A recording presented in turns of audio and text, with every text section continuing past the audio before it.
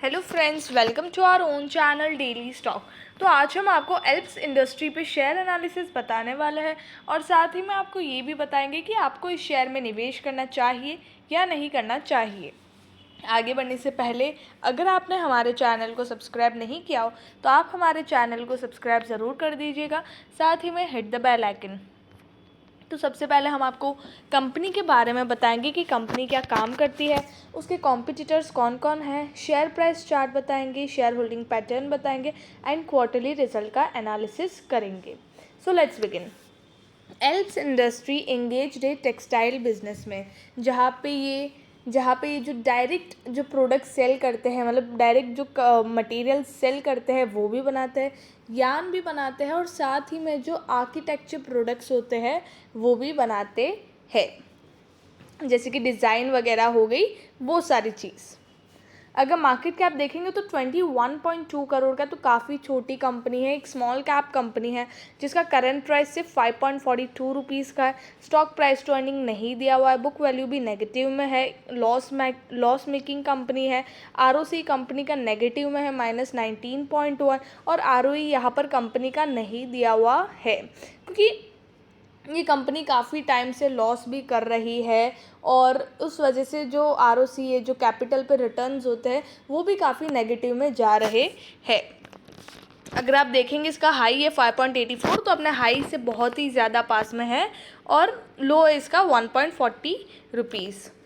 अगर financial trend अगर देखें कंपनी का, तो 2018 में जो कंपनी का रेवेन्यू था 366 करोड़ का था, 2019 में 399 करोड़ का था, 2020 में 331 करोड़ का था एंड 2021 में 263 करोड़ का था। तो कंपनी का जो रेवेन्यू है वो यहाँ पर गिरता हुआ नज़र आ रहा है 19 to 20, 20 to 21, और पास्ट ईयर्स से भी अगर कंपेयर करें तो गिर रहा है, क्योंकि पास्ट ईयर्स में कंपनी का रेवेन्यू 700, 800, 600 हुआ करता था, लेकिन अभी कंपनी का रेवेन्यू दिन ब दिन, मतलब ईयर ऑन ईयर बेसिस पे गिरे जा रहा है। लॉस भी अगर हम देखेंगे तो कभी कंपनी का लॉस ज़्यादा आ जाता है 119 करोड़ का, कभी कंपनी का लॉस यहाँ पर 74 करोड़ का भी हो जाता है।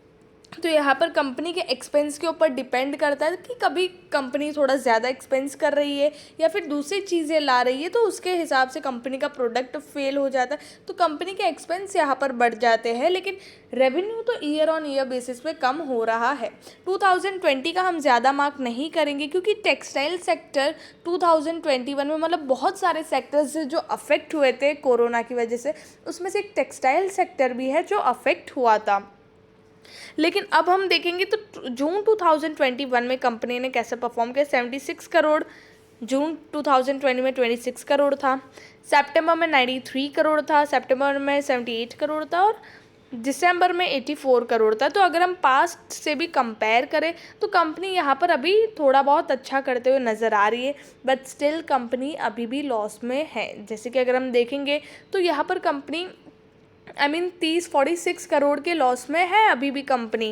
पहले यहाँ पर 74 करोड़ की थी। अगर मार्च के क्वार्टर में भी देखें तो यहाँ पर भले कंपनी का रेवेन्यू 80 करोड़ जितना हो जाएगा, बट स्टिल कंपनी लॉस में 75 करोड़ का कंपनी यहाँ पर लॉस कर रही है। तो ये एक चीज़ है कि कंपनी रेवेन्यू कर रही है लेकिन उतना नहीं कर पा रही है। उसके पास्ट ईयर्स में भी कंपनी उतना रेवेन्यू करती थी, बट स्टिल इतना प्रॉफिट नहीं होता था। तो ये एक बहुत ही नेगेटिव फैक्टर है कंपनी का कि अभी कंपनी जितना रेवेन्यू करे उससे कुछ भी नहीं हो पाएगा, उससे भी कंपनी को ज़्यादा रेवेन्यू करना पड़ेगा तभी वो प्रॉफिट में आ सकती है। बाकी ये कंपनी इसका जो प्रॉफिट है वो नहीं आ पाएगा और नेगेटिव में रहेगा, लॉस में रहेगा। प्रमोटर्स देखेंगे सिर्फ 27% है इसके। गवर्नमेंट जो इसमें थी, जिनका स्टेक था मार्च 2020 तक, वो भी यहाँ से एग्जिट कर चुकी है। पब्लिक यहाँ पर 72.56 से 72.93 हुआ। तो यहाँ पर प्रमोटर्स है और एट द एंड पब्लिक है और ऑलमोस्ट स्टेक यहाँ पर पब्लिक के पास है और प्रमोटर्स के पास काफ़ी कम स्टेक है। तो यहाँ पर शेयर होल्डिंग पैटर्न भी कंपनी की इतनी कुछ खास नहीं है। अगर हम इसके कॉम्पिटिटर्स देखेंगे तो यहाँ पर ट्राइडेंट है, वेलस्पुन इंडिया है, देन स्वान एनर्जी है, जिंदल वर्ल्ड वाइड है, गारवेयर टेक्नोलॉजी है, रेमंड है, गो फैशन है एंड एल्प्स इंडस्ट्री है। तो यहाँ पर भी सेम ही चीज़ है कि बाकी कंपनीज काफ़ी बड़ी है और काफ़ी नामचीन कंपनी से, और ये काफ़ी छोटी कंपनी है, सिर्फ 21 करोड़ का इसका मार्केट कैप है, जिसकी सेल्स काफ़ी कम है। पर अगर हम इसी को स्वान एनर्जी से कंपेयर करते हैं, जिसकी सेल्स 69 करोड़ की है क्वार्टरली वाइज, लेकिन उसका मार्केट कैप काफ़ी ज़्यादा है, 302 का इसका करंट मार्केट प्राइस है, ये सिर्फ 5 रुपये का है, और स्टिल ये 84 करोड़ का सेल कर रही है, और 21 करोड़ का इसका मार्केट कैप है। तो स्वान एनर्जी से अगर आप कंपेयर करो तो ये कंपनी काफ़ी अच्छी लग रही है उसके कंपैरिजन में। उसके हिसाब से जो उसका लॉस है 20 करोड़ का, वो यहाँ पर सिर्फ 16 करोड़ का, तो उसके हिसाब से ये कंपनी काफ़ी अच्छी। बाकी सारी कंपनीज तो ठीक है, अच्छी खासी चल रही है।